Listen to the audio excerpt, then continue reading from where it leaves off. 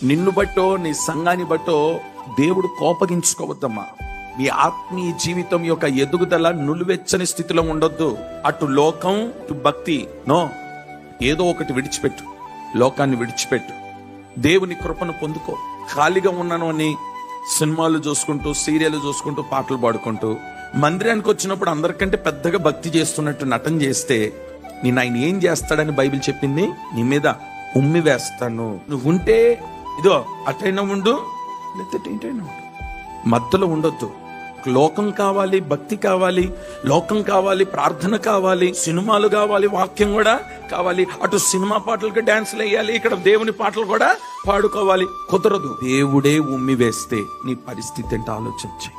యవనస్తులారా, దైవజనుల ముందు మీరు ప్రవర్తిస్తున్న విధానం ఎలాగుంది, దైవజనుల వెనకాల మీరు ప్రవర్తిస్తున్న విధానం ఎలాగుందో ఒకసారి ఆలోచన చేయి. ఒక స్థిరముగా నువ్వు నిలకడగా ఉండగలిగితే దేవుడు కార్యాలు ఎందుకు చేయడు? నువ్వు స్థిరముగా ఉండండి. నీ హృదయాన్ని స్థిరపరచుకో, నీ మనస్సును స్థిరపరచుకో, నీ ఆలోచనలు స్థిరపరచుకో. స్థిరమైన హృదయం కలిగి నీ ప్రభువును హత్తుకొని ఉండు.